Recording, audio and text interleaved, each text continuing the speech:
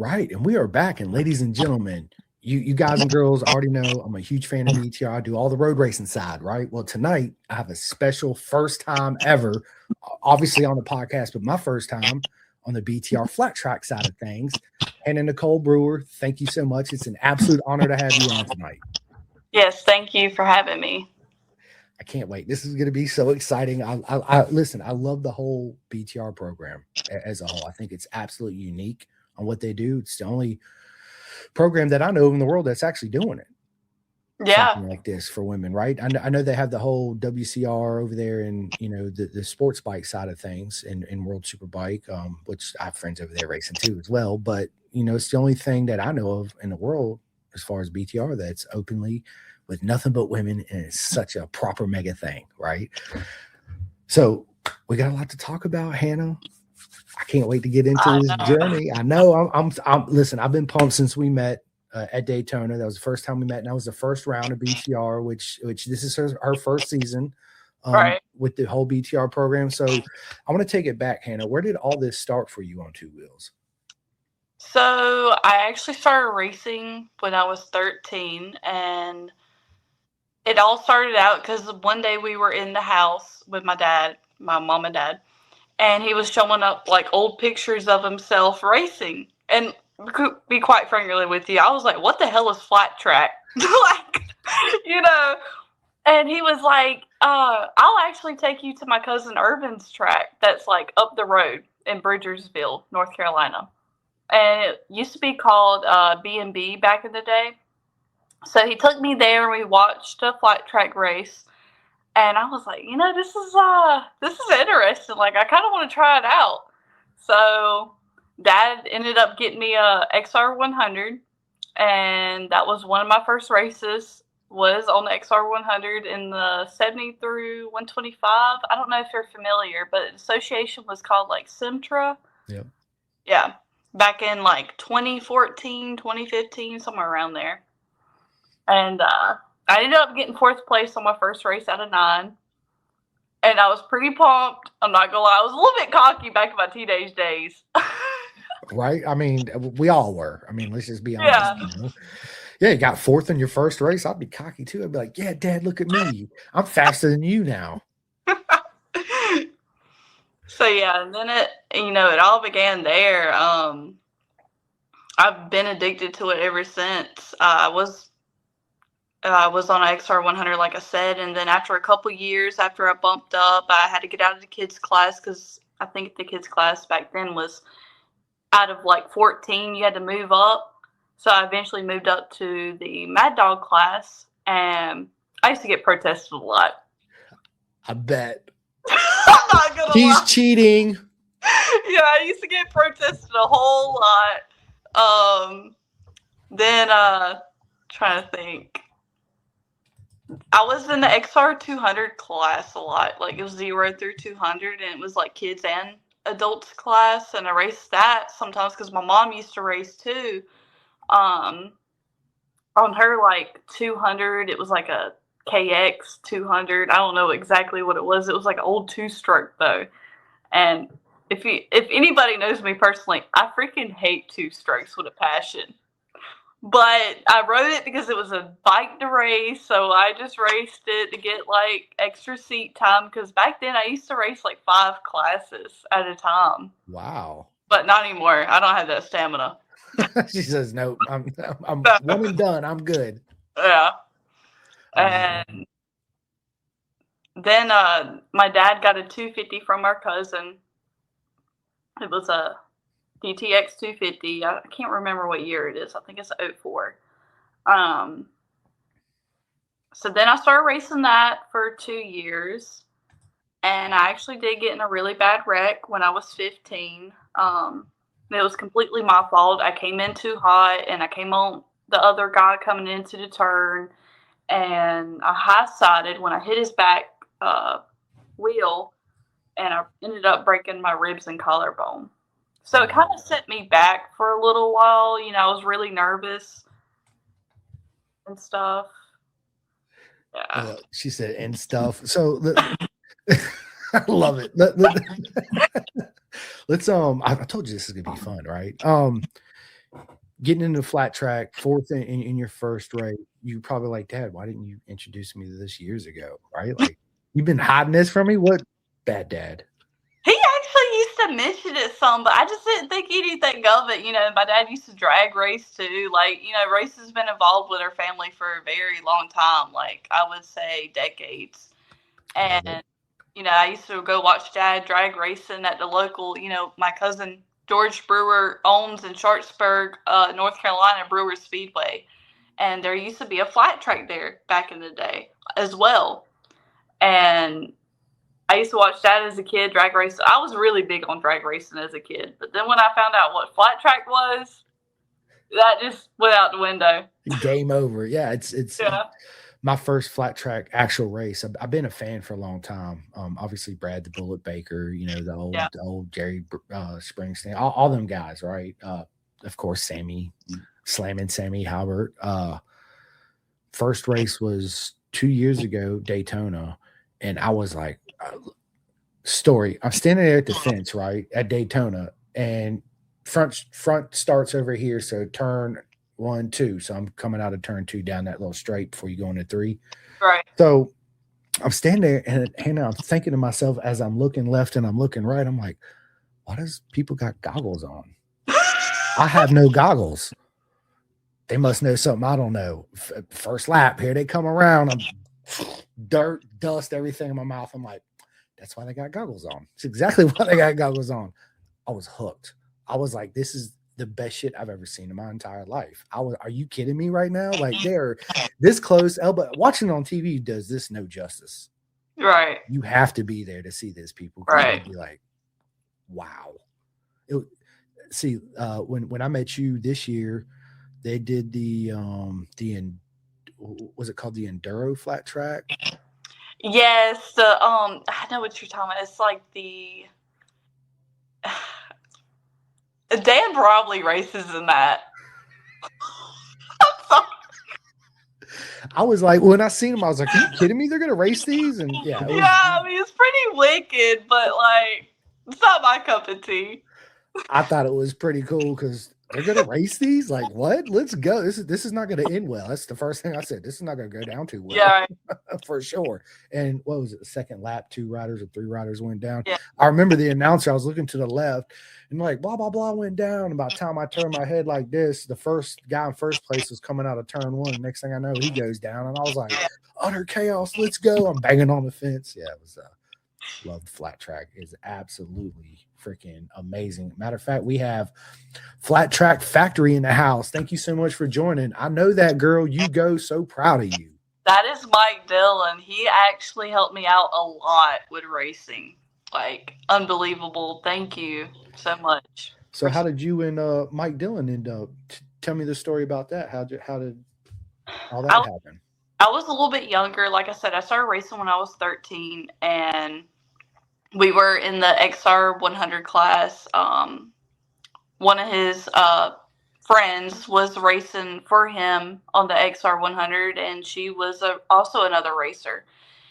And I can't remember how we got introduced, but it just happened like that. And he started helping me, you know, giving me tips and pointers on how to go into the turn, how to come out, and help me out with gearing and stuff. I mean, he's been nothing but very supportive. I love it. Thank you so much, Mike Dillon. Thank you. It's, you know, so often I say this all the time when it comes to racing in general.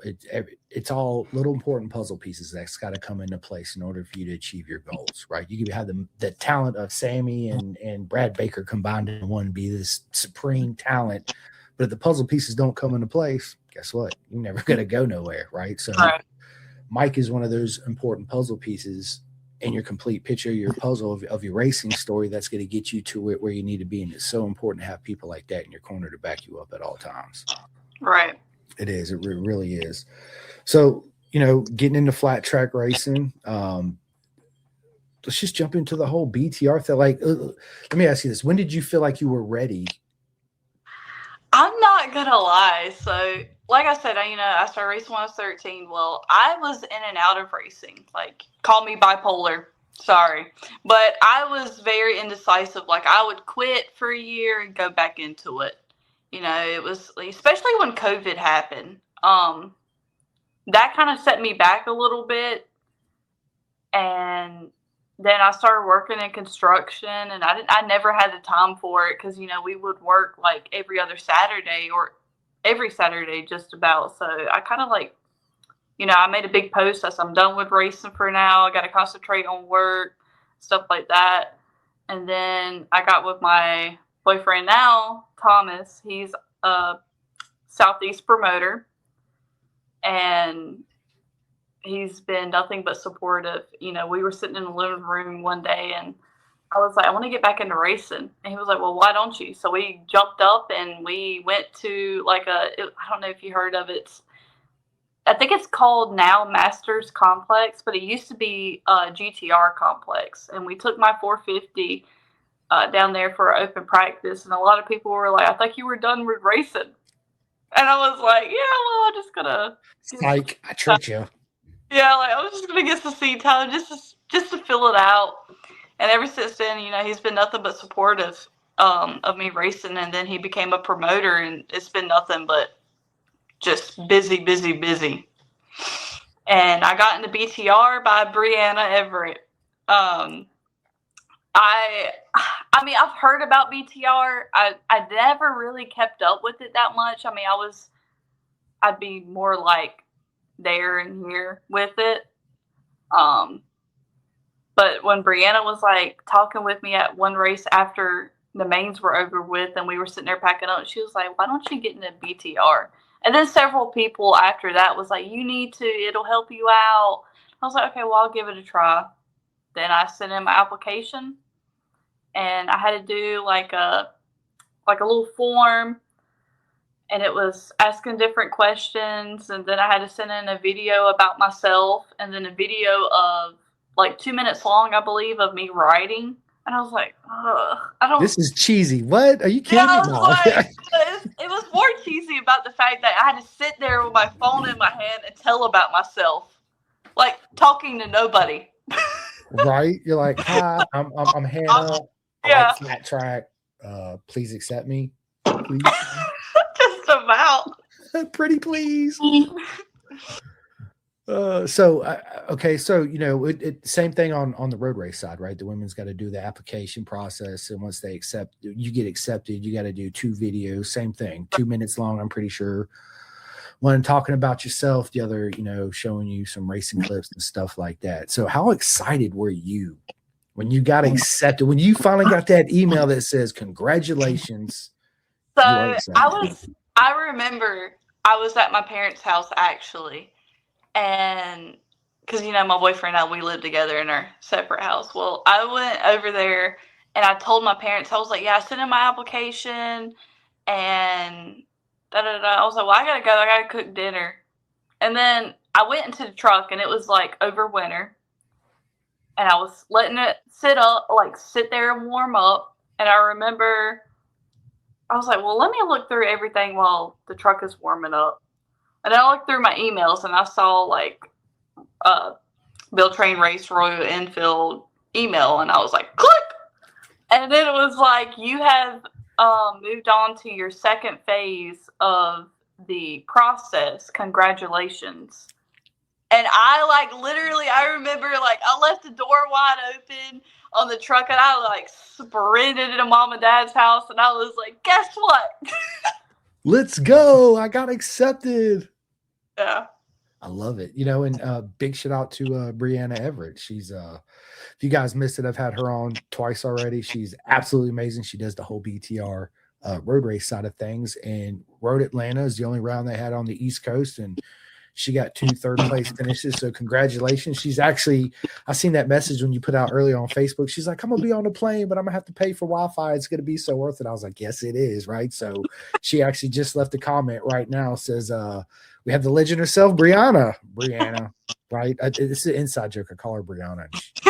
She gets offended. So Brianna, she says, I'm so glad I convinced you to apply. I'm super proud of you. Even though you didn't tell me you got in and I had to find out on social media. No, okay. Like, she called me a rule follower. when we were after my build week at Texas, I saw her and she was like, because in the email it says you can't tell anybody except close friends and family and no other BTR girls. Like that was the rule. And I was like, okay, well I can't tell Brianna. And then when I get there, she's like, you're such a freaking rule follower. And I was like, I'm sorry. You should have asked her, well, did you follow the rules? I don't know. Just asking for a friend, that's all. Just asking for a friend. No, she's absolutely amazing. Again, I've had her on twice, and you guys, because me and Hannah are going to sit down a bunch too, because I'm going to follow your whole BTR path and see these wins you're going to do this season. So, so once you got that second email, move on to your, what was it, the fourth part of the process so far?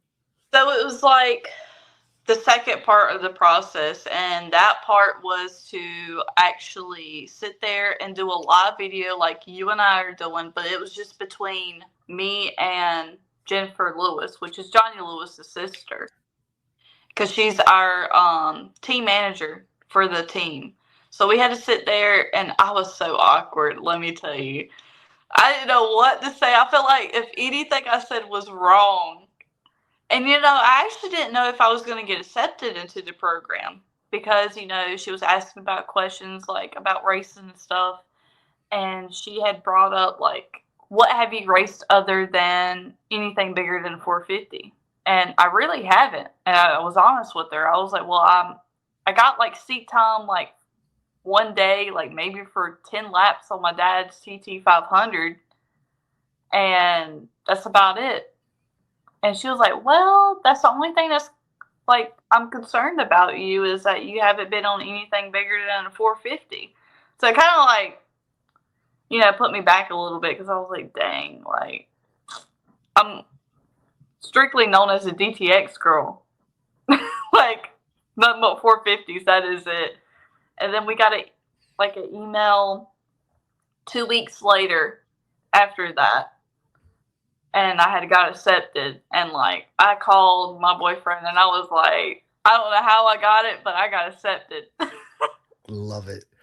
So tell us about the journey of showing up, meeting all the girls you've never met before, right? And how did that go? And building the flat track bike, and is it the same process on the road race side, right? You they give you a bike and you got to build it yourself, and you got a week to do it. Yes, it was very long hours. Like I remember. To remind you, I've never flown before. So that was another thing I was nervous about because we had to fly to Dallas, Texas. And I was asking, like, one of my best friends, Mary, because she's flown before. And I was like, how do you do this? How do you do that? Like, what do you do? Like, I was so stupid. Like, I'm not going to lie. But I remember getting there, and I'm trying to remember that far. I mean, it's not that far back, but it's a little bit far back. I remember getting there, and it's so awkward because I had to meet her, like Jennifer and a few of the other girls that she had already picked up from their gates and stuff, or terminal. Right. Yeah. And I remember, I think it was Morgan. I remember seeing her right next to me because I got in the back seat, and then there was Sammy in the passenger side. Well, Jennifer had got out and then gave me a big hug. And I could tell, like, they were all looking at me weird because of my accent. And they had actually said something about it because they were like, whoa, your accent. Like, 30 minutes into the drive from the airport. And so it was pretty nerve-wracking. Like, nobody hardly talked in the car on the way to the hotel. And we ended up, like, Jennifer, I remember, was like, who wants to be, like, she was kind of, like, not really, like, giving us a choice, but she was kind of giving us a choice, if that makes sense, like, who we wanted to be roomed with, like, if who we didn't know. So they ended up rooming Kristen and Morgan together. And then Sammy and I, and Brooke was by herself because unfortunately she was sick during build week, so she opted to be by herself for that week because she didn't want anybody else to get sick. So then I remember Sammy and I kind of hit it off really quick. We know a lot of the same people, and it was just like, I don't know, I was just really nervous. And then I remember, Jennifer, we ate dinner that night. We had a mandatory dinner, and we ate with Johnny Lewis. And I just remember sitting there like everybody else ordered steak at a steakhouse. I ordered chicken. Like I was the black sheep. Let me tell you, like black sheep. I just ordered chicken and a salad. I could tell like there was like little eyes like going around. I was like, well, I'm on a diet, so I can't help. Right. I take a grilled cheese and a salad over here. Like, wait, what? Yeah, so then the next day, like our first day there, we meet our mechanics, and we didn't meet our other mechanic until Daytona, which is Josh Yeager. But I remember seeing, and I felt so stupid. Like everybody else was talking about, like we're gonna be working with Nick Daniels, and it didn't like. It just went over my head, and I was sitting there. I was like, okay, cool, it's Nick. And then like Hi, Nick. other, yeah, and then I found out like I remember hearing, I don't know who said it, but they were like, yeah, how's your something about Dallas, your son. I can't remember how that conversation got brought up. I was like, oh, I just put 2 to 2 together. Yeah. I was like, holy crap, we're working like, and in my head I was like, let me just compose myself. Like this is pretty dang cool. Like, yeah. And I just remember I didn't know how to work on a bike. I'm going to be honest with you. I did not know how to convert a street bike to a race bike. And I was so lost during the whole thing because I'm more of a visual learner. I can't read from a little pamphlet. I just felt so stupid, like asking, like, "Can I get some help over here?" Like, teacher. Yeah, basically. Right here, me. Yeah. That's how Lucy Blondell. That's how she was. She's like, I didn't know how to take my front tire wheel off, right? And but that's, to me, that's part of the beauty of the whole program, right? It takes you girls that never turned a wrench before in your life. Next thing you know, by the end of the 2 years, you're like, I'll build you a flat track bike, no problem. I got this. Yeah. Right. And I'm a firm believer that if you learn how to work on your bike and you know it, then you're also checking the bolts if they're loose, right? As you're cleaning it and doing all this maintenance stuff. But when you're out there riding it too, you feel what it's actually doing instead of coming back and be like, I don't know what it's doing. The front's kind of, it's just kind of whatever, right? How do you translate that, right? So if you learn to build a bike, work on it, mess with the suspension, let me click it all the way this way, let me click it all the way that way, and go out there and feel what it does. Then you have the understanding of what it does mechanically and rideability. That makes sense, right? Right. 100%. We got Mike Dillon says, great student, glad to see the younger generation take up the challenge. I'll be rooting for you. You're not alone, Mike. I will be rooting for her too. Let's go. Love it. So, that first week you finally get the bike built, you're getting more comfortable with all these new girls that you have never met before in your life, but you have the one main thing in common, which is those beautiful 2 wheels, right? And that's why we're here. It's amazing. And since then, I'm sure you become friends with all the girls in BTR. Yeah, I think we've all grown, like, at Daytona, it was my fault. I didn't really talk that much at Daytona. Because I was like, I'm so socially awkward. Like, I got comfortable with the girls that I had met at Build Week, like all the new girls. And then we come to Daytona. And then, the 2-year girls, we meet them. So I was like, whoo, there's 10 of us in this pit. Like, I'm very socially awkward. I'm like, whoo, this is a lot going on right now. I need a moment, please. I need a moment by myself. Give me a moment. Hi. Yeah. It's I'm sure it probably added a little extra pressure in a way. Just I'm trying to put myself in, new program. I kind of met these girls that I've only known a week, and here I am meeting the 2-year, program, veterans, I'll say, of the class. And everybody looks at you like I'm gonna tear her apart. Wait till we get out here on this track, right? And I'm sure there's that competition, within the program. There's got to be, because everybody wants to win, right? And it's such a beautiful thing. It really is. I freaking love it. And we got your mom actually in here. Hi, Mom. April Brewer says, "That's my Hanna bug. Love you. We love you too, Mama. Those are for you. Absolutely." I love it. And then we got Janie Eason says, I'm watching this is awesome. Thank you so much. And that's for YouTube. Absolutely. Oh Yeah, yeah. there we go. Another hearts. Let's go. So you meet everybody, you're here at Daytona. It's your first round. How nervous Right. were you? And walk us through your very first weekend of BTR.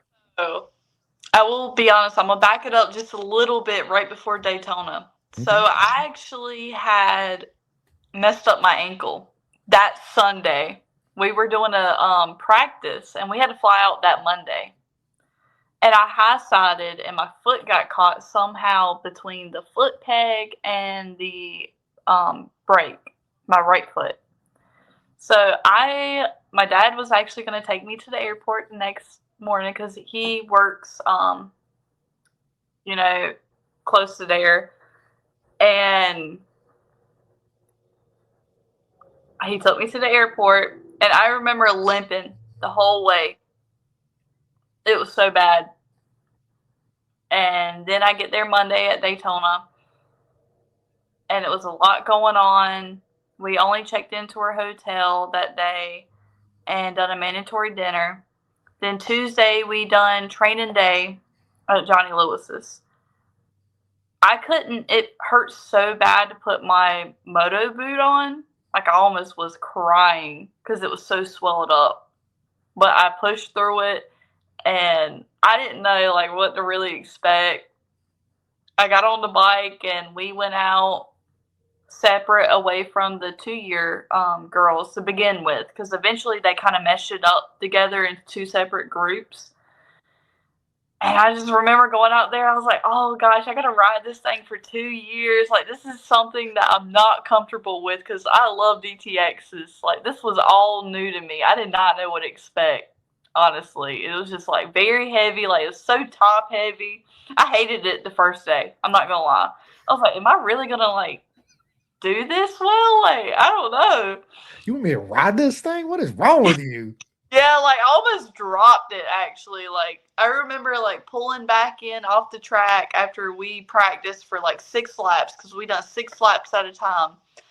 And I came back in and I like tried to turn it like my 450, like, quick, and it's kind of like wide bait. I wouldn't say wide, but it's just a little bit different than my 450. And I almost dropped it, but I saved it somehow or another. And I was looking around, making sure nobody looked. He's like, whew, I got away with that one. Yeah. And then we get to Daytona on Wednesday. We ran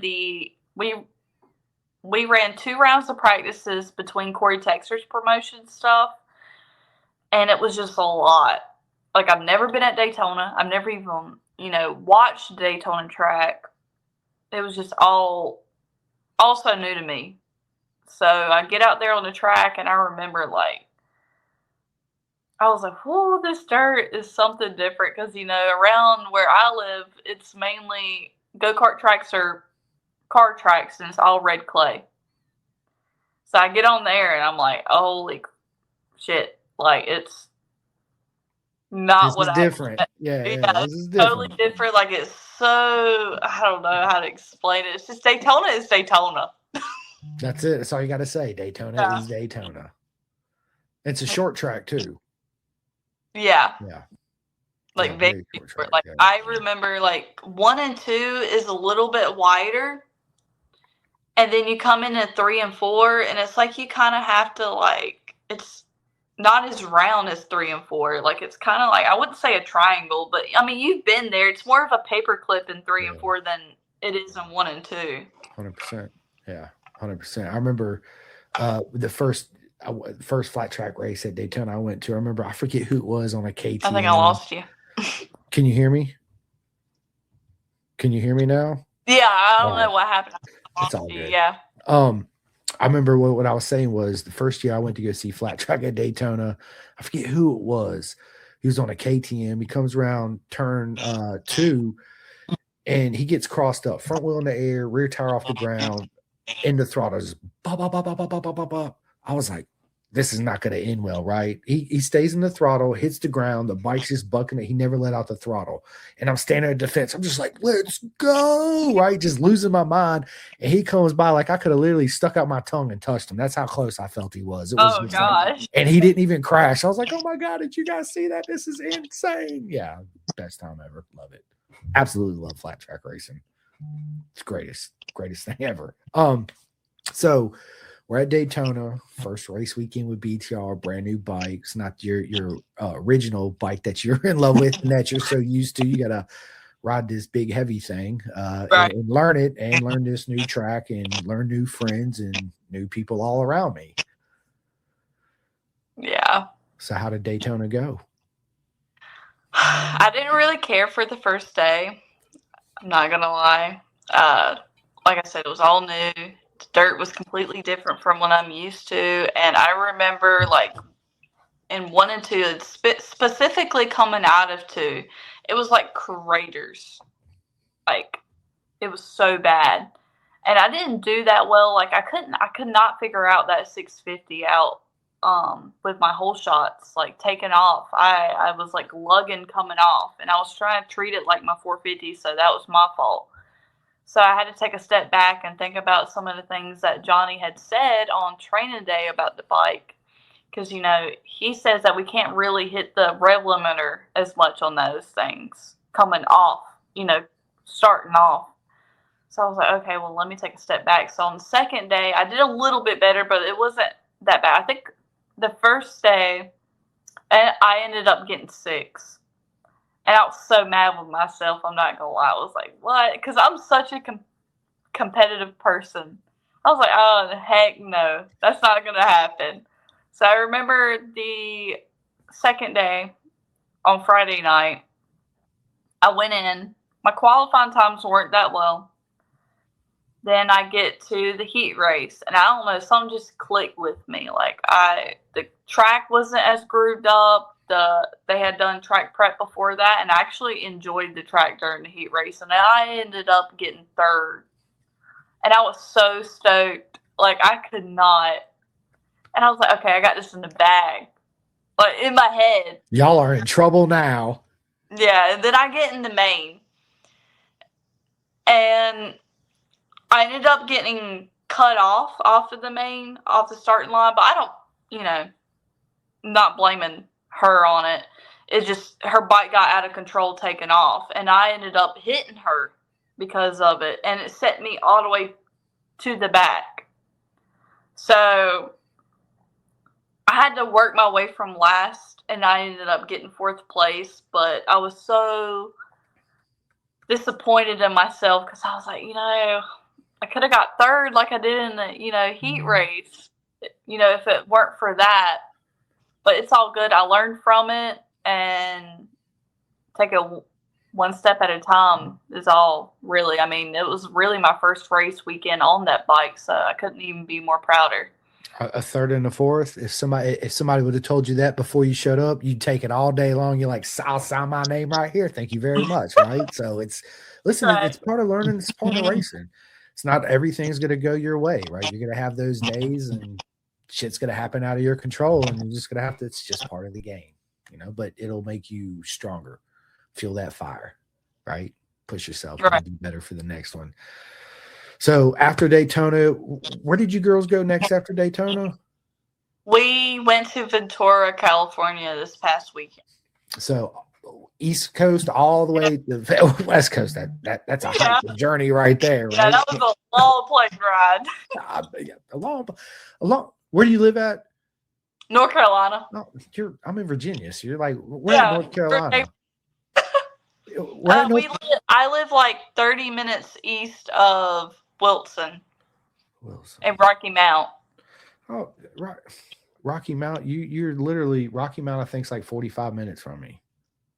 Really? Yeah, I don't think it's that far from me.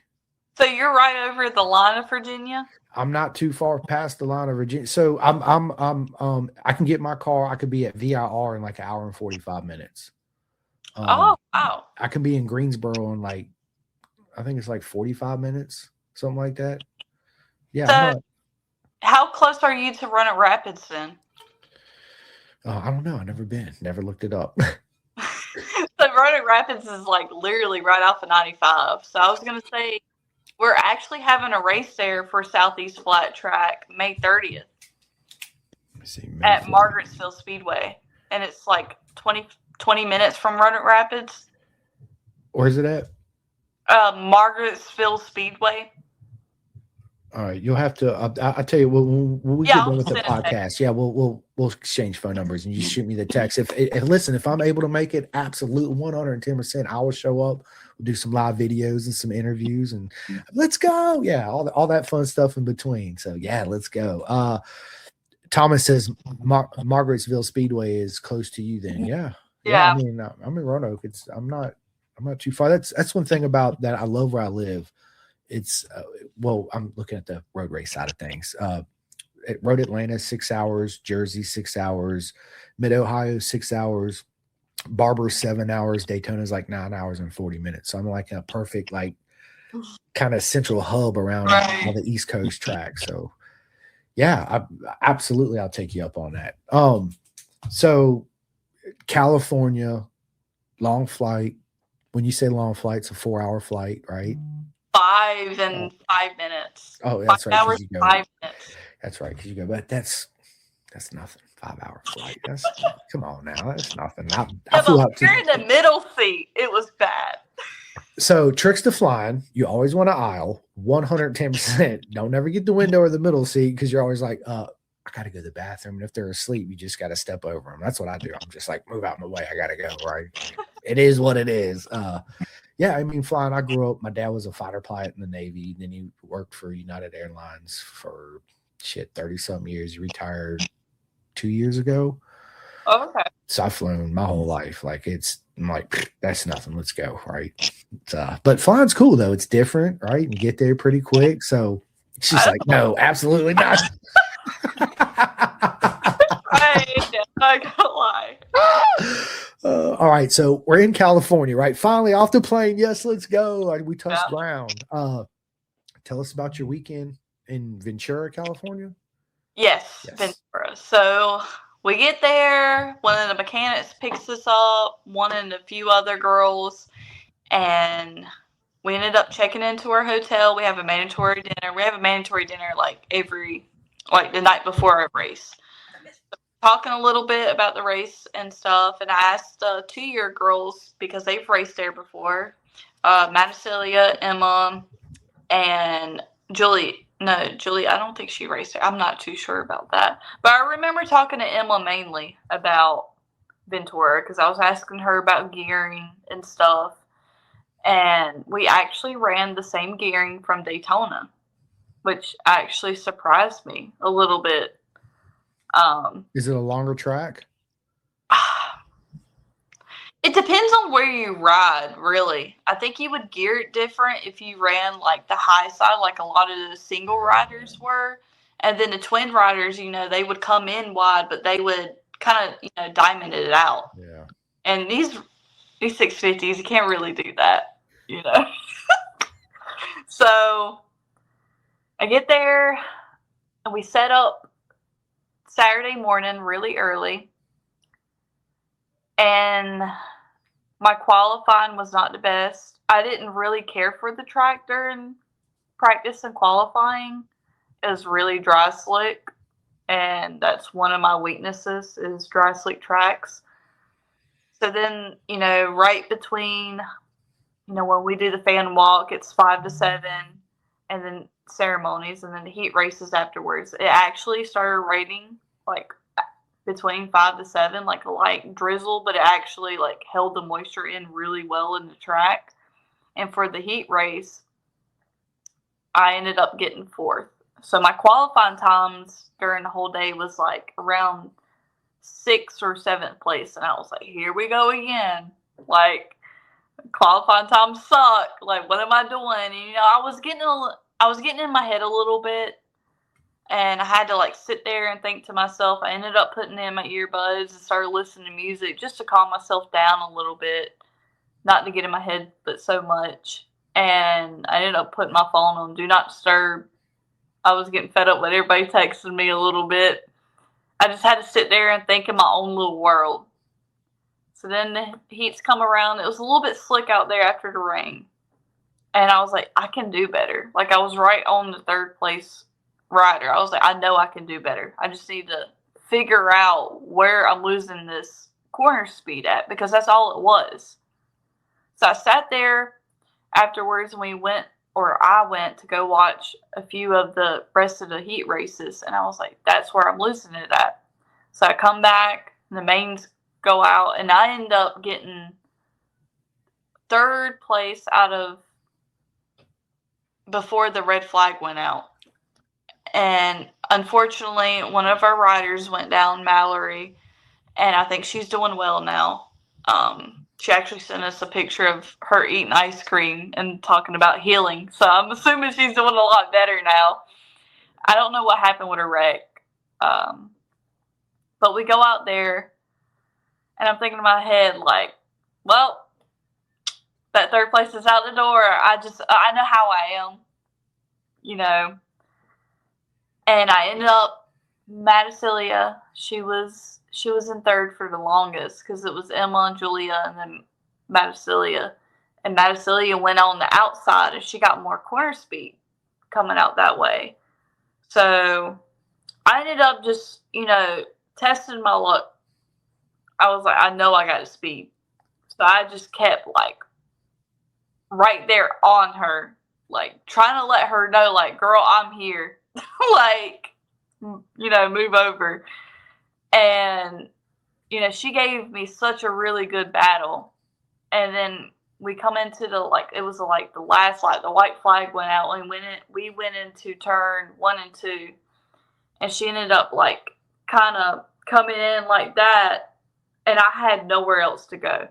Like, literally nowhere else to go. And I end up, like, nudging her a little bit. And then she went up high, and I ended up pulling away. And I could not fathom, like, I told the little girl we sponsor, I was like, I'm going to get podium for you. And then I ended up doing it. I kind of tearing up a little bit, because that's all I kept thinking about was Karis. I was like, I literally got podium for you. I love it. I mean, it's part of racing, right? It's like you don't know the outcome. To me, it seems like everything you said is you show up to race day. I show up. That's when I show up, is when it's race time, right? Right. You need to be better at learning to qualify. I got many friends same way, right? It's all to me. With racing's a mental mindset game, right? Like you said, cut the phone off. I don't want to be bothered. I'm getting too much in my own head. Right. Yeah. I need to get out of my head. I need to get my happy place again. So I go out here and be fast. Right. It's so with you saying that, do you have certain rituals you do to prepare before you go out, or? I'm not gonna lie, I'm all over the place. Like, it's different at each track. Like, sometimes it all depends. Like, really, sometimes it's good for me to sit there and be my own little world. Or sometimes at certain tracks, I just need to get up and talk to everybody. Like, sometimes I'm just a social butterfly. I just need to yap away. Yeah. Like, whatever calms my nerves. Because sometimes sitting there, if I don't talk, I can tell I'm getting more antsy. So then I start talking to different people just to take my mind off of it. Or sometimes I really just need to sit there and be in my own little world. Like, and I've noticed, with that many people being there at AFT events, it's not like your backyard type of racing, like at some of these organizations. It's not that many fans out there. And I think that's why I get so worked up, because I look over and I'm like, whoo, that's a lot of people. And I just have to sit there and be my own little world and just put in my earbuds and listen to music and look down. That's about it. I love it. But when the helmet goes on and that green flag waves, all that good disappears, and you don't think nothing of it, but just doing. I don't think about nothing of it. Love it. I love it. So, same weekend pretty much as the first, the fourth and the third. Right. Yeah. Great. I mean, it's a proper mega first 2 races of the year. And there's only, unfortunately, with the BTR, there's only 4 races for you girls this year in flat track. Yeah, so, technically they include, like, Daytona, the 2 days being a 2-day event. I got you. Yeah, so technically it's 5, but I really call it 4, because we have Pennsylvania coming up next, which is in like 3 weeks or so, and then we have Nashville, Tennessee, which is June 6th. Don't quote me on it, but I think it's June 6th. And all these are new tracks for you?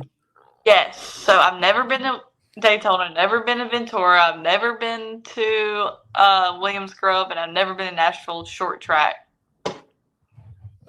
A fourth and a third again. If they would have told you that at the beginning, you'd be like, sign me up, baby. Let's go. Right. Yeah. Well, you got a lot of momentum, going behind you coming up to Pennsylvania. For these two first races, besides yourself being your biggest competitor, who do you see being your biggest competitor out of? I'm gonna leave the veterans out of this because they've already had one season on this bike. So out of all the new women that race with you, who do you see your biggest competitor this season? I'm not gonna lie, I think they've all of us have grown so much, but I think the one that actually surprises me most is Kristen Rodriguez. She is very fast. And she's right there behind me. And there's going to be a time when she's going to go past me and I'll be so happy. But I think all of them, Sammy, Morgan, Brooke, all of them. I think this is one of the most competitive groups because our mechanics even told us that. I mean, it's going to be anybody's race. Whoever puts their mind into it, really. Is the way I see it. The puzzle pieces, right? All the little puzzle pieces, whether you're calm and cool and collected before you throw your leg over the bike or you're just all in your head. I mean, all these plays the way the outcome of the race, right? A lot of people don't think of it like that. They show up and they see, Sammy Halbert sitting over there, by himself in the back of the truck with his leathers on, either listening to music or just being by himself because that's what he needs to do to prepare for battle, and then you walk around, you see everybody else, blah, blah, blah, blah, blah. Yeah. I love it because everybody's got their own unique way of preparing for battles, what I call it, but everybody also brings their own unique style to the track too as well, and their own pluses and minuses, right? And they've got pluses over you and positives and weaknesses, right? And you shine in positive areas and weaknesses. And so to me, racing's a big chess game. Right. Yeah. You study the opponent that's in front of you, right? That's faster than you. You study what they're doing in these corners where you can be better than them, calculate the pass, make the pass. Well, this is road racing. We're talking about flat track. So flat track is, hey, you left the door open. I'm going to slam it on in there. Off you go. Bye. See you. Right. Let's go. Right. Love it. It's a little bit of the same though. When you sit there and watch the other girls or even the pro riders, I love watching the pro riders and just watching them. It could be any of their race too, but every rider has their weakness and their pros to it. I mean nobody's perfect. It's anybody's race. Somebody can wake up and just be in a good mood and you would never think home dude might get last and you would never think he might come out and win that race the next event. Out of nowhere, you'd be like, where'd he come from? He was just there last. Yeah, absolutely. We got Steve Withers here. What is up, Steve, man? Thanks for joining. He says, I've seen Hanna ride for years. When she gets to her comfort level, she is going to be a force to be dealt with. The girl has a lot of heart. Love it. And then we got my buddy Ben Lee, man. How you doing, Ben? It's good to see you. He says, good evening.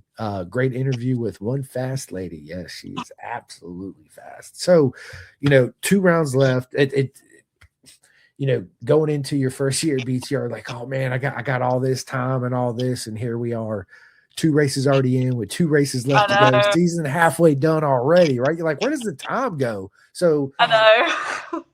So crazy. Being with the BTR program, how often do you get to train? I don't get to train on the Royal Enfield bike unless I'm there at the race. Yeah. So I train as much as I can. This weekend, I'm gonna ride this Sunday. I've been going to the gym. It may not be on a 650 twin bike, but it's seat time. Seat time is seat time to me. Even if it's on my 450 or even if I got my 100 back going, seat time is seat time. It doesn't matter what it is. You can learn from anything. It doesn't matter. 100%. I listen. Everything you just said is a fact. 100% fact. Seat time. You cannot. There's no better Yep. time than seat time. Like you cannot replicate that anywhere. You got to be on that bike. It's all. I call it like it's muscle memory. It's just like I like to shoot, right? But in order to get that good muscle memory, you just got to repetition. Just practice. Always go to the range. Do this. Do that. Right. Same thing with seat time. You got to stay in the seat. Right. I'm a big advocate fan of racing small bikes, right? Because they teach you so much. I mean, so They much. get you in trouble too. They do, but they're teaching you, right? And everything you learn from that, you take to your 650. So let me ask you this. I know on the road race side of the BTR program, at the end of the 2 years, the women get to keep their bikes. Is that the same thing with the flat track side? Yes. I'm very excited. So I actually plan on, once we get it, we're going to end up doing some motor work. And I'm going to end up doing the Grand National Hooligan stuff with it. And we're actually going to get a hooligan, and somebody's in this live video that I'm going to get it from. But I do plan on getting a 1200, or I think it's 1200. I can't remember. But it's going to be another hooligan. It's going to be a lot bigger. And I'll do that on bigger tracks. And then I'll bring the 650 to short tracks. I love it. Grand National Hooligan stuff. I love it. What have you named your bike yet? Do you name your motorcycles? So yes and no. Like I thought about naming it, and the only thing that could come in mind is Miss Lightning McQueen. Because I had the lightning bolts on the side of the bike. It's a great name. Yeah. Miss Lightning McQueen. Love it. And of course, with that too, you get to design your own bikes too. You get to color it and design it whatever way you want, which is, dude, listen, whatever visions and goals you have in racing, I hope you achieve them 10 times over. 110%. Be a fan right here the whole journey way through. Let's go, Hanna Brewer. Let's go, right? Yeah, I'm pumped. So, going into these last 2 races, do you have any certain expectations you put on yourself approaching these last 2 races of the year already? I'm not going to lie. I actually have really high hopes for Williams Grove. I'm really good on bigger tracks. I struggle a little bit with short tracks. I'm just going to leave it at there. I'm really having high hopes. It's going to be really hard to beat a lot of these girls, but then again, if I put my head to it, I know I can do it on this half mile. I'm really good on half miles. I will say that. I'm a firm believer in, if you speak it into existence, it's going to come true, right? So just stay positive. Just it's like I talk to my racers like, dude, what are you going to do today? Well, I'm going to try. I'm like, no, take that try bullshit out that way. You will do it, right? You're going to do it. That's the mindset you got to have. I'm going to show up and this is what I'm going to do. And these are the goals I'm going to meet and blah, blah, blah. But with saying that, you don't want to set the expectation too high because you don't want to let yourself down, right? Because I know every time I set my expectations, I always do too high. Yes. I fail, but that's what pushes me even more, if that makes sense, right? Yeah. So it's good to have goals. Some of my friends, they don't have any goals. They're like, I'm just going to show up and just have fun, which is fine. Have fun, right? But in order to be a champion, you got to have that mindset of, I don't care who shows up on this. I'm going to win today, regardless. Straight up. I'm winning. I'm beating all these women. They're going to wish they never showed up for BTR. Well, you got this. I mean, it's one thing that I love is the grassroots of racing, right? You and your family, they come from a lineage of racing. It's been in your family a long time. And if it wasn't for your mom and dad, we wouldn't be sitting here having this conversation. So big shout out to mom and dad out there.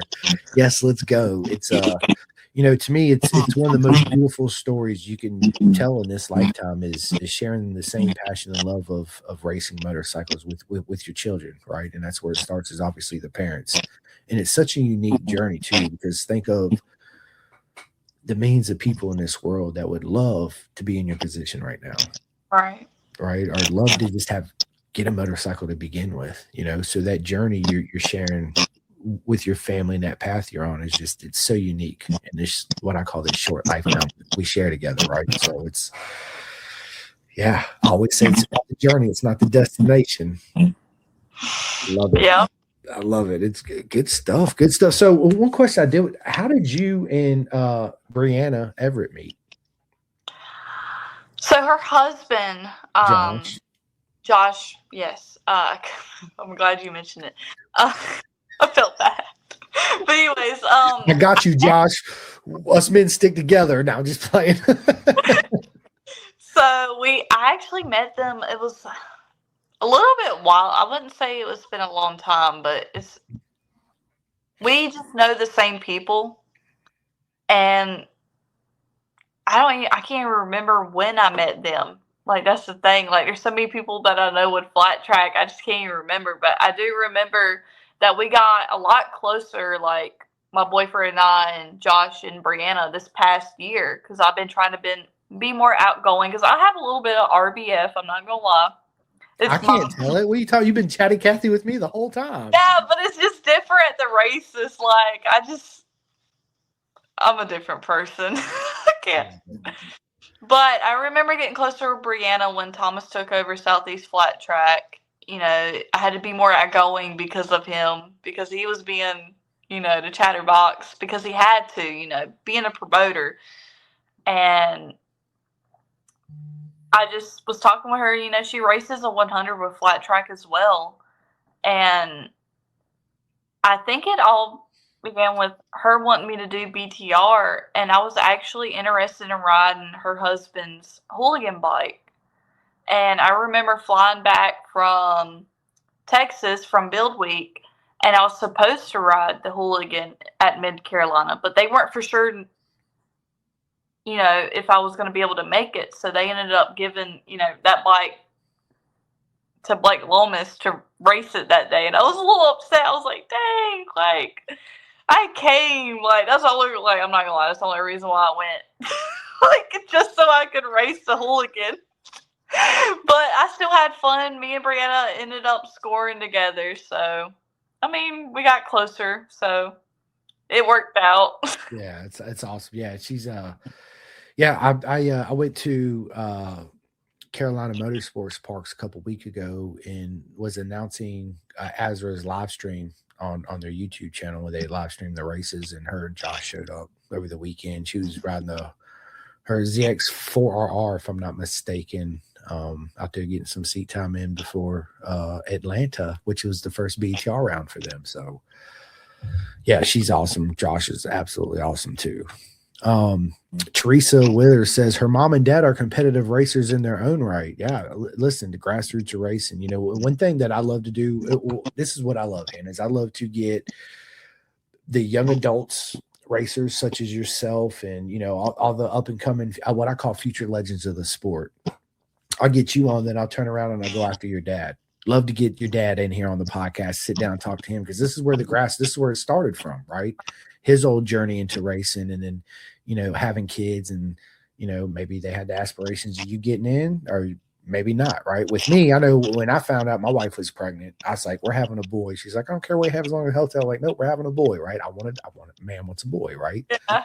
My dad was like, no, we're having a daughter. I'm like, it's not your kid, Dad. It's my kid, right? And I want a boy. So I found out I was having a boy. I was totally ecstatic. First thing I was like, MotoGP World Champion, World Superbike. We're doing this. We're doing that. My son, he loves to go to the races with me. He watches them every once in a while. He knows a lot of the racers out there in Moto America. He's got a dirt bike. He's only ridden like 4 times. I bought him a TTR 50 before when my wife was pregnant. He rode it once, sold it. Got him another dirt bike. He just kind of looked at it and was like, so sold it. And then we got him a brand new one 2 years ago with him wanting to ride it. Rode it 4 times so far. So it's something I don't push. And does it kind of hurt me in a little way? I mean, just a little sad from being a dad. I wanted to pass the same passion down, but that don't mean that he won't pick it up later in life. Right. So Right. It's, I wanted my son to be all in like I am, but honestly, that's the main reason why I do this podcast, for my son.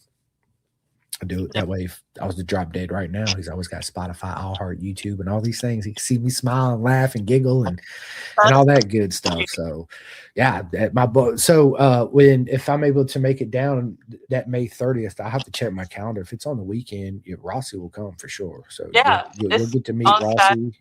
Yeah, well then, yeah. If I'm available that weekend, 100% I'll come. Me and Rossi will come down, hang out for the day. It'll be a lot of fun. I can't wait. It's gonna be, yeah, yeah. It'll be a lot of hooligans there, so. Love it. I love it. April says she has 3 older brothers, but she's still the one with balls. I believe it, right? Yeah. I love it, dude. I love it. I love it. I love it. Still the one with balls. Yeah. Do you and your dad and your mom ride? Do y'all ride on track together? So they used to race, but now they're gonna get back into racing. They just my dad's been had a TT 500. My mom just had purchased a TT 500. So fingers crossed. Hopefully they can get back on the track together. They are so funny together because like they're so competitive with only one another. It's hilarious. Hilarious. That's yeah. I mean, yeah, my wife, she rides with me on the back of my street bike. She'll go to the races with me every once in a while. She's just not, she's like, yeah, that's your thing. It's not my thing. So Yeah. is what it is, Cool. So yeah, she does a lot of, what's that? She's gonna kill me if I can't remember this. Her and her best friend go to that big music festival, country music festival. I think it's in South Carolina, and it's coming up next month. Yeah, I think it's next month because we're going to see Wiz Khalifa on a Tuesday, and she's leaving that Wednesday to South. Anyway, it's like 50 people at this concert. It's like a week event. Blah blah blah blah blah. So that's her thing. She does with her girlfriends is go to all these concerts. I choose to go road racing, but we do concerts together too as well. But yeah, I like the race. She goes to VR usually every year. That's it. She don't go to like Road Atlanta or any other races. So. Right. Which is understandable. I told her when I come home from my first flat track, I said, you got to see a flat track race around. She's like, I see on TV. I was like, fuck that. You need to see it in real life. Like, it is just like, it's blow your mind. Like, it's insane. So it's definitely like so different in person. Like, I even enjoy just watching. If I'm not racing, if I go to a race and I'm not racing, it is so freaking fun to watch. But go-karts and any of that, just... I don't like 4 wheels. Just take it on somewhere. I love it. So, do you watch any sports at all? Like, are you into football, or basketball, or baseball, or anything like that? No. Me neither. Right? The only sport I do watch is soccer. I'm a big soccer fan. Right? Grew up playing soccer. When I watch it, I might watch 1 or 2 games a year, literally the whole thing. I'm normally like if the game's on, I'll click in.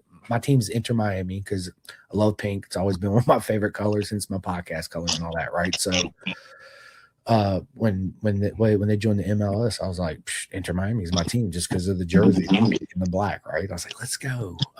But literally, I'll click it on for like 10 minutes. I'm like, okay, I'm good. I got my little 10-minute fix in. Back to road racing.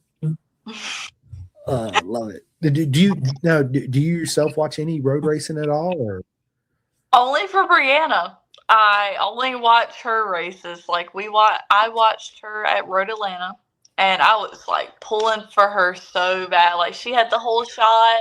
She was there. She was in the lead. Yes, I was like, let's go. I know, but she still did really good. Like I said, it could be anybody's race. Like a lot of these girls are competitive, especially when it's female to female. Like you're gonna be like in your head, like I'm gonna be better than that female. Like it's just at the end of the day, it's racing, and we're all competitive. We're all there to get first place. Facts, right? My plastic little trophy. Thank you. You're laughing because you know it's true, right? Yeah. I paid how much money to show up this weekend for this? Okay, but thank you. Yeah, no, I'm just playing people. I love all you guys in racing and the trophies. Facts. I just had to throw that little stick there. That's all. Oh my God. Let me ask you this. It's being a woman. Do you ever get any flack from men in our sport at all, or have you ever? When you first started racing up to this day, has anybody ever Like women don't belong here, blah, you suck, all that bull crap. I mean, they wouldn't. I'd say yes and no. Like a lot of people are very supportive, of They me, and they should be. want nothing but good for me. Yeah. But then again, you have some of the younger guys, and I'm not going to say any of. Let me word this right. Some of our local people, or used to be local people, they were very competitive. Like they had to be in front of me, basically, if that makes sense. But other than that, like not really. Like a lot of people are very supportive. John Nickens, he helps me out a lot. He wants something but the best for me. Steve Johnson, like I can't name everybody. Like everybody, Chris Abbott, Rick Lovett, like a lot of people are so supportive, and I can't thank them enough for it. It's just mainly a lot of the younger crowd that kind of gives you looks.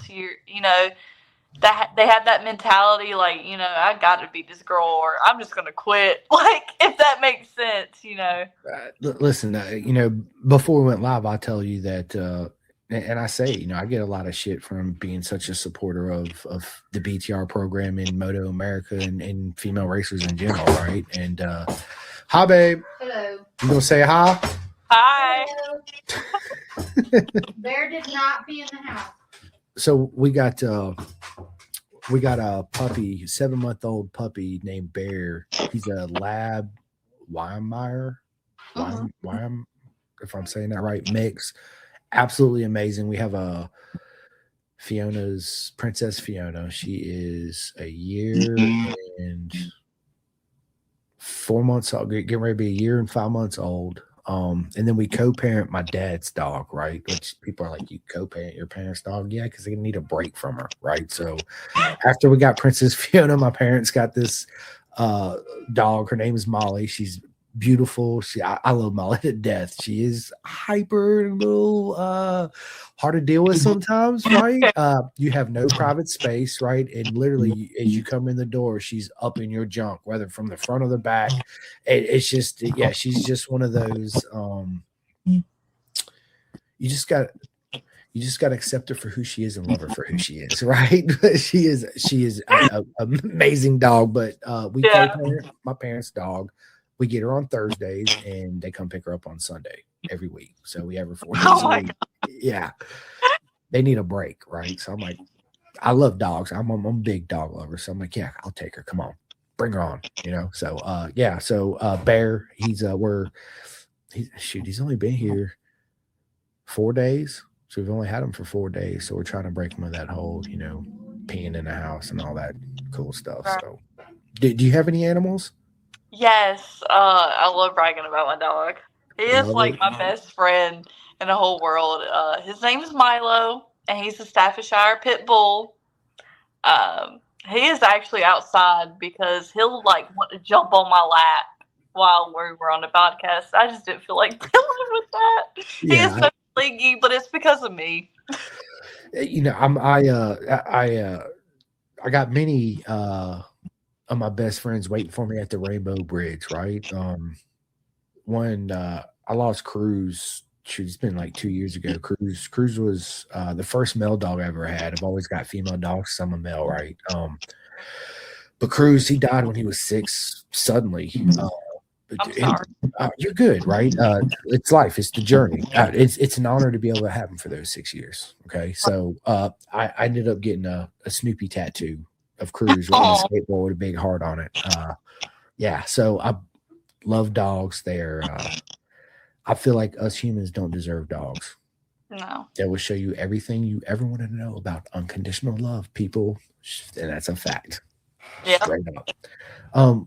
We got good buddies of mine from 95 Live. What is up, everyone? Says, we can't wait to see more amazing female racers leading the pack. Chase the ponytail. Let's go. That's right. Chase the ponytail.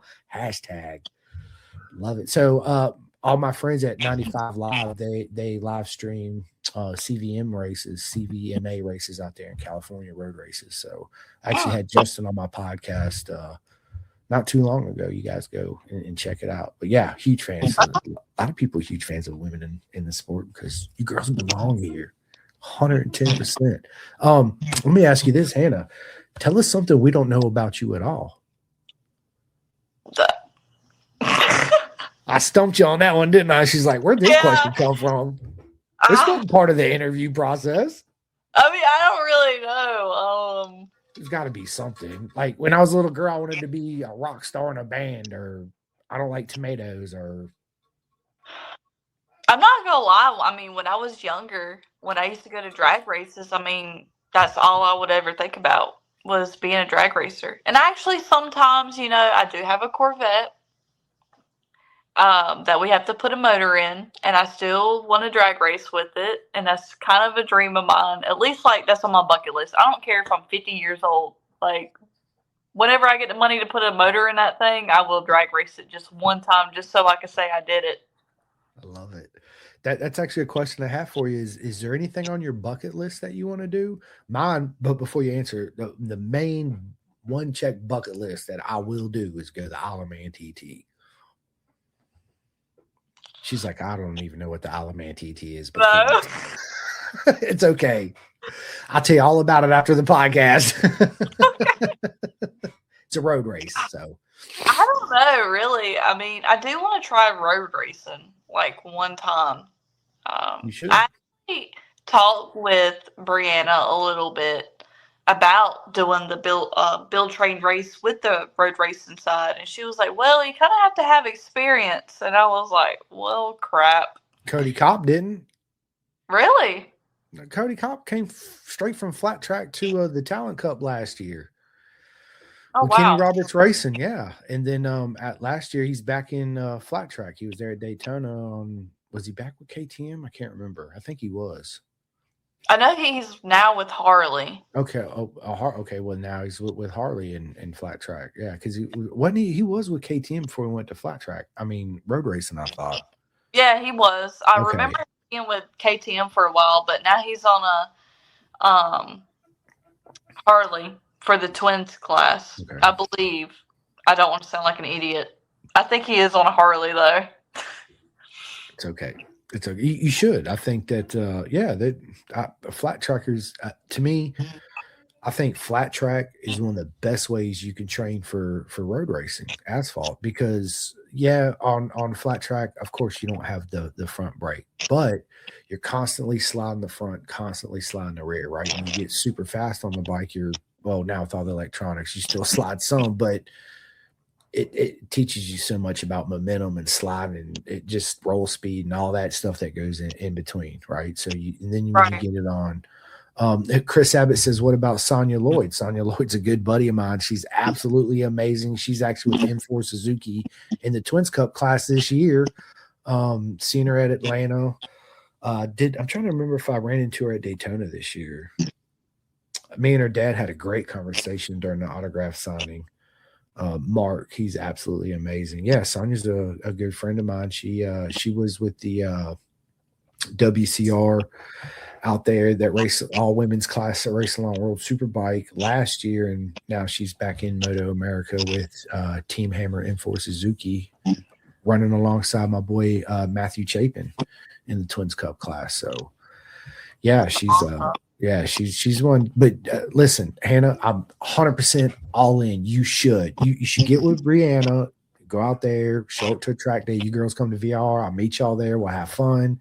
Get out there on the track, get you some track days in, little club races in, and sign up for the BTR program. I just might.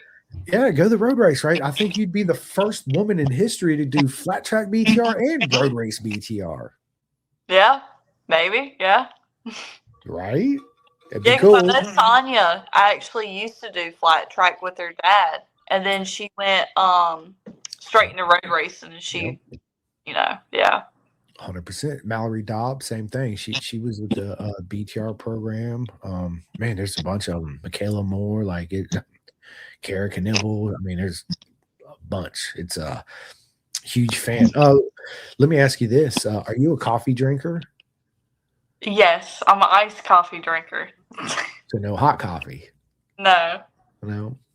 Are you cream and sugar and milk and all that, or just? Yes, but I drink decaf. I cut out caffeine. I gotcha. Yeah, I'm not. So I don't drink soda. I might have 1 or 2 sodas a year. Literally, I drink water. Yeah, So growing up, I got ADHD, and they wanted to put me on Ritalin. My parents were like, absolutely not. So they pretty much cut out as much sugars and a lot of the sugars. Yes, I still got ice cream, cake, and I got sugars every once in a while. But for the most part, it's like no soda, strictly water. And so now if I literally drink a soda, it's like 2 minutes later I gotta go to the bathroom because I'm not used to all that sugar. Yeah. So, but every once in a while, yeah, I'll take it's funny because the other day my son opened up a can of Dr. Pepper. I was like, man, I ain't had a Dr. Pepper in it's been a long time. Well, let me get a sip of that. I took 1 sip. I'm like, okay, I'm good for the year. Thank you. So yeah, I tell this. So a lot of that. I used to be fat, right? I used to weigh 200 and almost 80 pounds. I was on a 40-inch waist. I'm down to a 34, blah, blah, blah, blah, blah. I'm like 191 now, but all by listening to what my body was telling me. I was like eating food and portion controls and all that stuff, right? Which brings me to cooking. I love to cook. I get that from my mom. Okay. So I cook a lot. Thanks, Mom. I used to not be that way, right? I'm like, I throw everything in the microwave, go out to eat. But I really enjoy cooking. Is that something you do too as well? Do you like to cook? So I love cooking. Like, actually, my boyfriend, it sounds bad, but it's our inside joke. He sounds like he's from 1950s because, like, he'll text me. It's like a routine every day, 4 o'clock. What you cooking for dinner? He sounds like me. I tell my wife, what we having for dinner? She's like, you just got done eating breakfast 10 minutes ago. I'm like, I know, but I want to know what I'm having for dinner. Yeah, it's just our inside joke. Like, no, it's not the 1950s, but it's just funny saying that. I'm like, wow. I love it. So do you like spicy food? Do you like spice? Yes. Yeah. Yes. I love hot food. Like, I don't eat sweets. I don't eat candy, ice cream, cake, or any of that. I'm strictly like spicy. I love it. I love spicy food too. So what level have you, let me ask you this. Have you seen the YouTube, the hot ones on YouTube? I had a brain fart there. Okay. So the Last Dab hot sauce. Yeah. I got a couple bottles of that. That stuff. That's the level of heat. Yeah. Really? It's good. Yes. It's good. It's hot. If you like hot, it's hot, but it's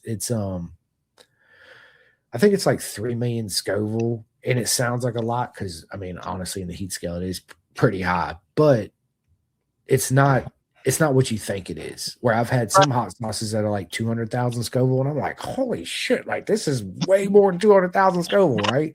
So it's kind of deceptive and deceiving. What I will say is the hottest shit I ever ate in public in a restaurant. We have a New Wobs. It's an Indian restaurant in downtown Roanoke. Love it. Best Indian food ever, right? So I go in there one day and I'm like, I want the hottest shit you got on my tiki masala. And he's like, level 0 to 5. I was like, no. I want you to make me that special hot sauce in the back that you guys make for yourselves. That's what I want. He's like, wow. He looks at me, he says, are you sure, buddy?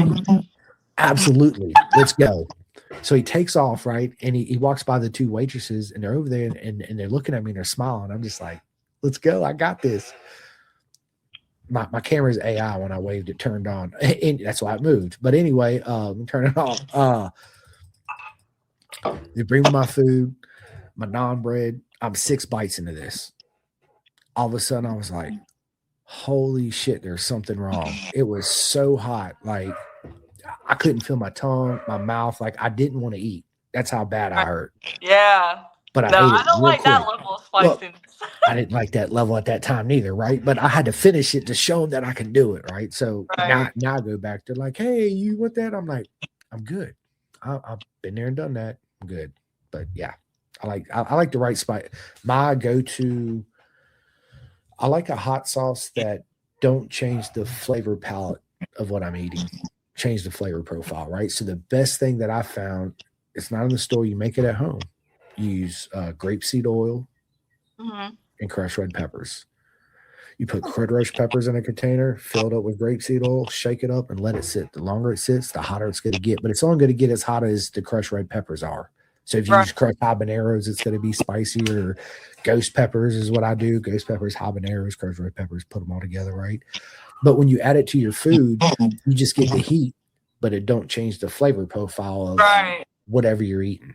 That's the problem I have with a lot of the hot sauces. When you put it on food, it just tastes whatever the hot sauce is. Flavor, yeah. Like sriracha. You put, I love sriracha. I'm like, well, you might as well just eat it on a spoon because that's all you're going to taste when you put it on anything is sriracha, right? So that's what I mean by that. Having that right level of spice heat to where it's not too much, but it's just enough where it makes you feel good endorphin wise stuff too, right? But it don't change what you're actually eating flavor wise. That's the trick. So that's what I do. Let me ask you this. What's your worst habit? Here lately saying wow. She said saying wow. I love it. It all started from Jeff Hires. He's a promoter from RPM Promotions. And ever since then, like, even if me and my boyfriend will like dicker or, I'll talk to my parents or my friends, I'll just be like, wow. Like, and they get so mad. I don't know. It's just so funny. But I just need to work on that a little bit and take it down a step. I mean, if that's your worst habit, that's awesome. Me, she said my worst habit is wow. I say wow. I love it. Let me ask you this. I listen to a lot of audiobooks. Do you listen to audiobooks or read yourself? I read. I don't really listen to audiobooks anymore. I used to when I used to be an operator, but I just read out of a book now. I like that better. So what are you currently reading?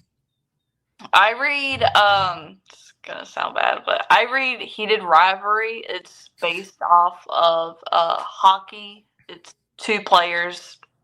Yeah. Okay. I just got done. I used to read all the time. I'm not talking about motorcycle manuals, people. You got to read those to fix your bike, right? I'm talking about picking up a book and actually reading it for what it is. Can you excuse me just for 1 minute? Yeah, no, you're good. You're good. No, you're good, Hannah. I just got done listening to She Chews on Water Bottle Caps. That's her worst habit. I knew April. I knew one of you girls gonna say something. She chews on.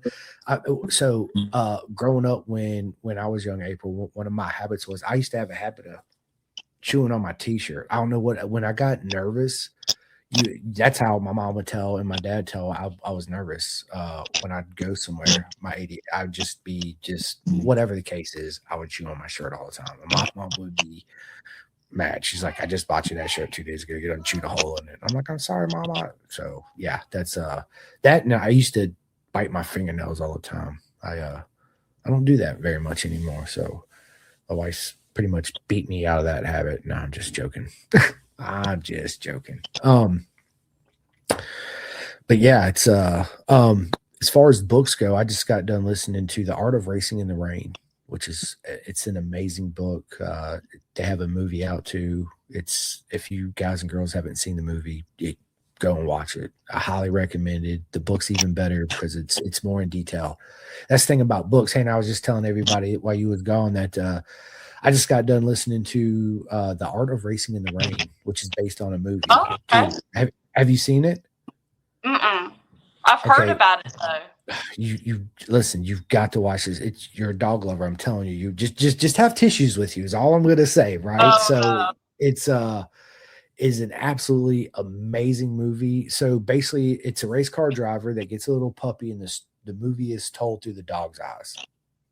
Oh yes, and it is just so I was like, I love the movie. So funny story, one of my dogs had passed away. It's been like 4 months, but this has been like a year ago. It wasn't Cruz, it was Charlie, my other dog. And I've been talking about watching this movie, Hannah. I was like, okay, I'm ready to do it. My wife's like, you're not ready to watch this movie. I was like, I got this, it's good. So on the way to my TV room, of course, I bring some napkins and paper towels with me. And I'm literally 5 minutes into this movie and I'm in there bawling like a little kid.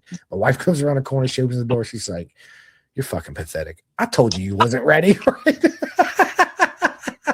Oh my God. We were just all, look, he's so cute. And I was just like, yeah, but listen, highly recommended, people, The Art of Racing in the Rain, whether you want to listen to an audio book or watch the movie. It's absolutely amazing. Do you listen to any podcast at all? Occasionally Corey Texter, or I'll watch yours. I was gonna say this is your cue to say pin the gas. What are you talking about? Yes, no, I'm just joking. I'm joking. Yeah, Corey Texter is absolutely amazing. I listen to his podcast too as well. Matter of fact, at Jersey last year, I was over there hanging out with Ashton Yates at Honda Jones Honda, and I miss Corey because I haven't met him in person yet. So I've been trying to chase him one day. I'm gonna meet him and I'll get him on my podcast for sure. But yeah, April says one of your worst habits is she chews on water bottle caps. That's your worst habit. Did we forget about the water bottle caps? I didn't want to really bring that up. Too late. I love it. Yeah, I've done that ever since I was a kid. I got done. So I got done telling your mom and everybody listening that one of my worst habits growing up is I used to chew on my shirts. Like when I got that, that's how I knew I was nervous. I'd be somewhere and my shirt's just in my mouth. And I'm just like chewing holes in it. And so yeah, it's everybody's got their own struggles, people. This struggle's real, ain't it? Yeah. Oh my God. Let me ask you this. What's the one superpower you wish you had? Honestly, it sounds so bad, but probably read people's minds. Would you really want to be able to read people's minds, Hannah? Now, hold on. Let's just be honest with each other right now. Do you really want to read people's minds? Yes, because, I just really want to know what they're thinking. Okay. It might hurt my feelings, though, but at least I'll know. Facts. I mean, yeah. I would. I used to say flying like Superman because he was always my favorite. Like Superman, I can do anything. I can fly. Nobody can kill me. Blah blah blah. But then the more I thought about it, I was like, I want to teleport because I'm gonna be like, Hannah, hold up. I'm gonna meet you and your mom and your dad. I'll be there in like 2 seconds. Boom, and damn there. Okay, I'm going back home. I want to go to Philippines. Yeah, right. Like, then think about this. You ain't got to fly no more, Hannah. You'd be like, I'm going to California. Bye. Yep. Somebody makes you mad. You're like, I'm out. See ya. Bye-bye. No, yeah. So yeah, teleportation. That's cool. For sure. If you could travel back to any era of time, what time would you travel back to? I would probably travel to the 1800s. I don't know why, but I don't know. I just feel like things back then without no technology whatsoever. Simple. Yeah. There's times I come home, I'm like, can we just sell all our shit, move off grid? Like we'll grow our own shit. We might struggle for a little while, but we'll make it through it. Right. Like let's just it's this world is not the same place. I'll tell you that now. It's definitely different. Tattoos. Do you have any tattoos? Yes. So I have this one. Oh, that's awesome. It's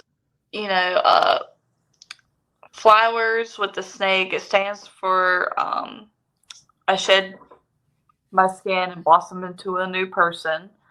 And then this is my mom's racing number and her signature. And then my dad's signature and his racing number. And I really don't want to flash anybody, but I will show you a glimpse, okay?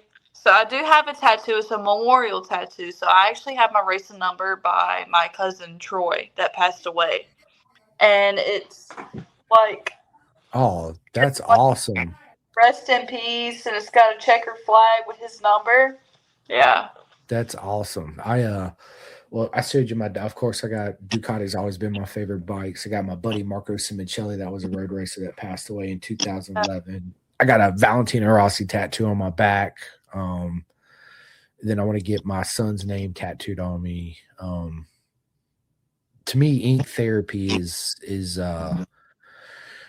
there's something special about embracing the pain and suffering but living at the same time, if that kind of makes sense. Yeah. Right? Like it's all on the mindset you go in whenever you have whatever artwork you're getting done, right? I remember when I got my Simicelli one done on my left arm, my grandma had passed away. She was maybe not even a week out, and I was like, I'm going to get this tattoo. And I literally showed up. It was like, I think I had to be there like 11 a.m. And I put my earbud in and literally laid down and went to sleep and slept through the whole thing. And he woke me up. I remember he woke me up. He's like, hey, I got to take a break. You got to use the restroom? I was like, yeah. I went up, went to the bathroom, come back, threw my earbud back in, and went right back to sleep. Then there's other times I got like this one in the same spot on a different arm. And I was like, why is this one hurting a lot worse than the other one? Right. But it's just all because of the mental mindset. But at the same time, even though it hurt, it felt good, if that makes sense. People probably listen going, you're freaking crazy, right? You just don't understand. You just got to get the. Yeah. Yeah. It's good. The one on my back, that Rossi one, it's a big sun and moon, one of his graphics he's got. But when she was getting in the middle of my spine right here on the top of my neck bone, I can imagine. I remember I was sitting in the chair and she hit that and she was digging at it, and I was just like, oh God, this is killing me right now, right? And I remember I looked back, I was like, are you almost done? She's like, I probably got about another 45 minutes of this. I was like, oh gosh, can I use the restroom then again real quick? She's like, yeah, go ahead. And I come back and I was just like gritting my teeth and getting it done. But about, I don't know, 20 minutes into it, all got numb and kind of went away. But it felt like a bunch of yellow jackets. Like I never had a tattoo hurt like that, just at one time. And I was just like, ooh, I'm awake now, right? Like, yeah, love ink. Ink's good. Are you and your boyfriend currently binge watching anything on TV that's good you can recommend to anybody? Oh, Milo. Sorry about that. Milo's got a lot to say. Milo. It's good. I'm sorry. No, don't be. You got look, my dog's barking because she heard. He's just so loud though. Come here, honey. We are currently watching. We watched a little bit of everything. The originals is based off of like the Vampire Diaries, and then we're watching George and Mandy's First Marriage. There's something else. Oh, and Euphoria. This is all like pretty basic stuff, though. I will say this new show I've gotten into, The Gentleman. It's on Netflix, and it's got Theo something or another. I want to say Theo James. I might be wrong though, but it's a really good show. It's about his dad passes away and he gets all the inheritance, and he's the youngest son, and the oldest son is nothing but just trouble. Yeah. And it's a really good show. I would recommend that one over any other show. Me and my son just got done watching the real person version of One Piece, which is based on a cartoon. I had no freaking idea. I've heard my son and his kids talk about, but I was like, I ain't watching One Piece. It's a really good TV series. I was like, even my wife was like, that's a really good show. Yeah. That we're big Star Wars nerds over here in this household, me and my son, right? So we're Star Wars. Me too, right? We got lightsaber. We are. So we just got done watching the new 7 episodes of the new Darth Maul cartoon. Let me ask you this: then, Star Wars, a Star Wars fan, right? What Star Wars character would you be?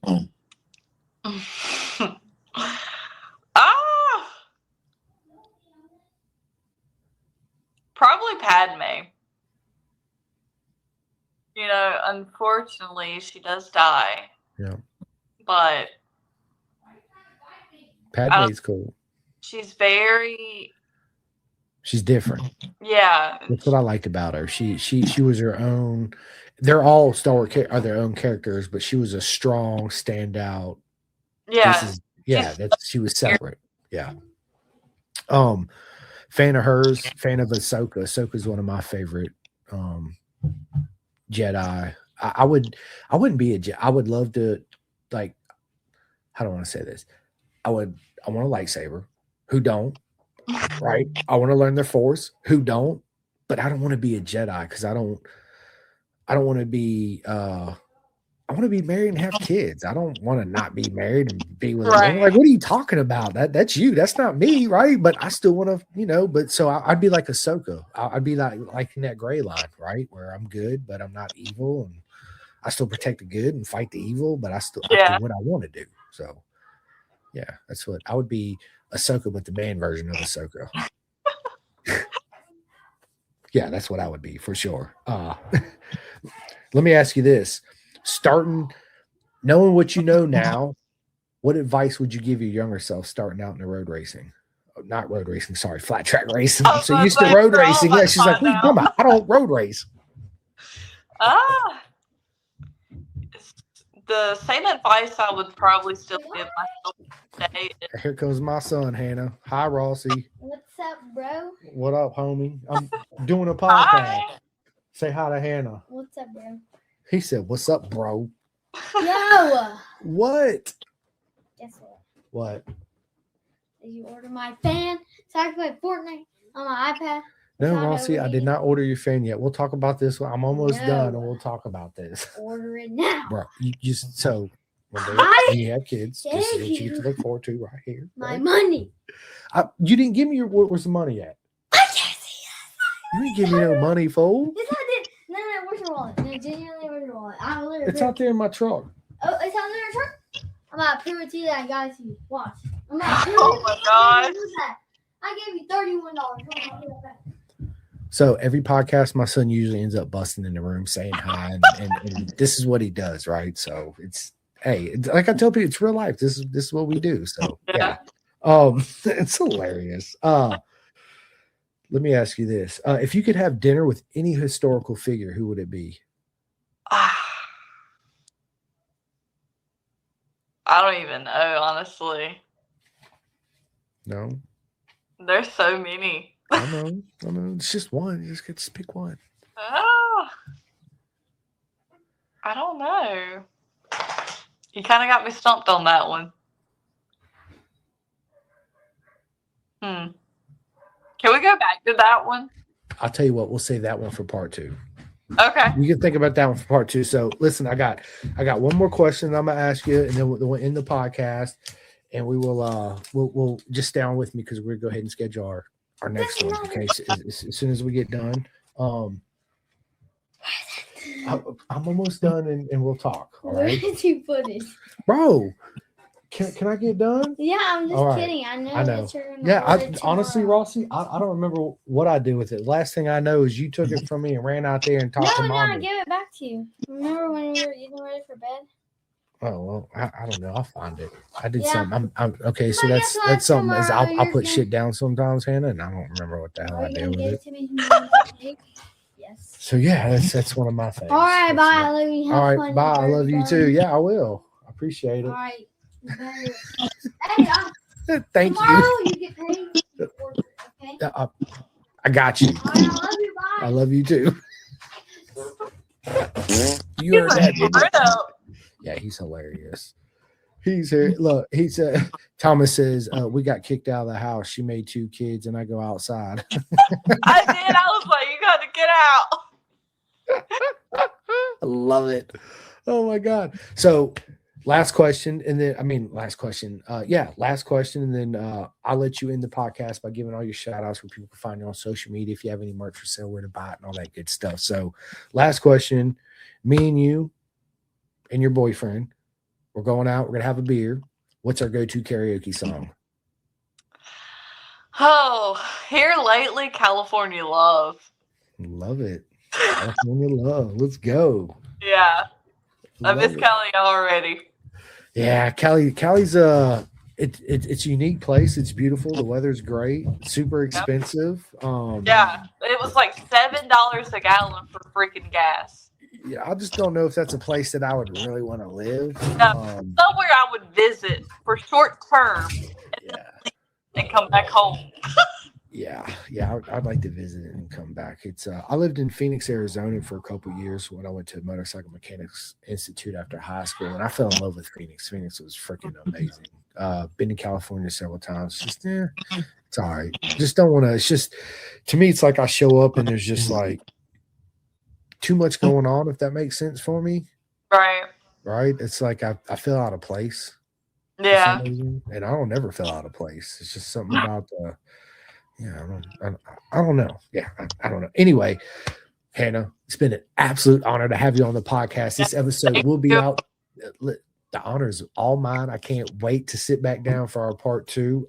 This episode will be out 8:40. So give me about 30 minutes. It'll be out everywhere. Spotify, iHeart. I'll send y'all the links and all that cool stuff. But yes, listen, again, absolute honor. It was so good to finally meet you at Daytona and get the hugs in and say hi and the high fives and all that good stuff. I cannot wait to see you again. I'm really gonna try May 30th. So Okay. after this, we'll after I end this, we'll talk about that. But what I want to do is I just want to give my shout outs real quick, as I always do. And, listen, if it wasn't for Hannah coming on here and everybody else that's come on here and everybody that watches and all the likes and subscribes, I would not be sitting here in this seat. So it's nothing but love to each and every single one of you. And that's the main reason why I do it, right? Besides my son. Again, without you, I wouldn't be here. So it's an absolute honor. Big shout out to Kabuto Helmets. If you're not in a Kabuto helmet, what are you doing with your life? Reach out to me. They're one of my sponsors. We'll get you in a Kabuto helmet. They're absolutely amazing. FIM homologated. Vent so well. The visions. Listen, don't take my word for it. Meet me at Barber. I'll take you over to Scott. You could try one on for yourself. I'll put the money where your mouth is. Big shout out to AGV Sports Groups, Kamani. Here on the road race side of things, it's absolute imperative to have a full custom suit, not an off-the-rack suit, because it don't fit everybody correctly, right? When you have an off-the-rack suit, it might be tight in your arms, which would cause arm puff, but it might be loose here. When you're in full tuck going down that front straightaway, it's like a parachute, and now it's choking you, right? You're not comfortable, so it's your mind's taken off of what you need to do, go fast. Listen, a full custom suit is one of the best purchases you're ever going to make in your life. Hit me up if you're in the market for one. We do Kamani. We are AAA certified, best suits on the planet. K-Tech suspension. If you're not racing on K-Tech, I don't know what you're doing with your life, but you need to be on K-Tech suspension. Big shout out to my boys, Birch, Kendall, and Dakari. SFL Mini GP. So the road race side of things, we have SFL Mini GP in South Florida and one in Jersey. So it's a little road racing organization, right? That, Hannah, all you got to do is sign up and register. You pay your little registration fee. You don't need boots, jackets, gloves, leather suits, motorcycles, or nothing. You just register, show up. They provide everything for you. They even have bike rentals. So if you're an adult and you want to get your son or daughter to the track and get out there and try it, or you yourself want to, whether you're 70 or 10 years old, right? Listen, go to sflmini.com and sign up. And it's literally that easy. I got 2 people that make the most amazing undersuits on the planet. Hands down, the best. The first one is my man Tate from 64 Degree Racing. That's where I get all my custom undersuits from in road racing.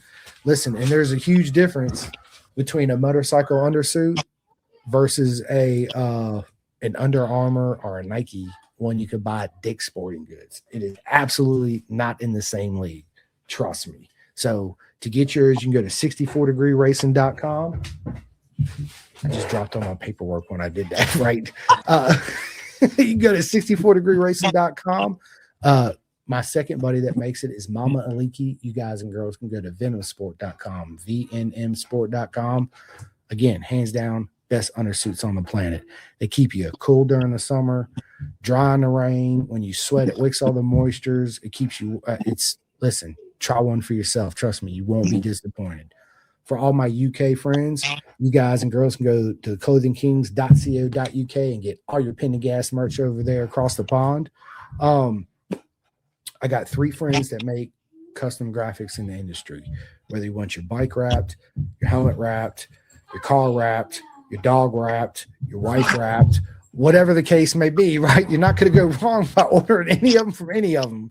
So the first one is my man Gus Rodeo from grgdesigns.com. The second one is my man Chris Grazil from drippandwet.com. And the third is Reese Brody from REB Graphics. Again, you're not going to go wrong by ordering from any of them. The last thing I'm going to say is big shout out to all the corner marshal workers in our sport. If it wasn't for all the corner marshal workers, all you guys and girls out there staying out in the sun, in the rain, in the cold, doing all the flagging, we would not be showing up as fans and as racers and as supporters to have fun. So big shout out to each and every single one of you. And on that note, when you want to buy something, people, keep it in the industry. Support those that support you. Don't order the shit off of Temu and Amazon and Target and Walmart. Don't, keep it in the industry. Seriously. It's the people that are in the industry that helps us grow and live, right? And with these products, if you take it outside, then we lose them. What happens if we lose them? It's very important. You keep everything in the industry. So buy from your local vendors, buy from your local dealers. If you go to a lot of track days, there's a lot of Pirelli vendors and Dunlop vendors and all these vendors around and people you know in the industry, buy from them. It's very important. And you're welcome. And thank you. And on that note, Hannah, the microphone is all yours. Tell everybody where they can find you on social media. If you have any merch for sale people can buy yet, or unfortunately, no, I do not. Not yet. Maybe next year, hopefully. Fingers crossed. But you can find me on Instagram at I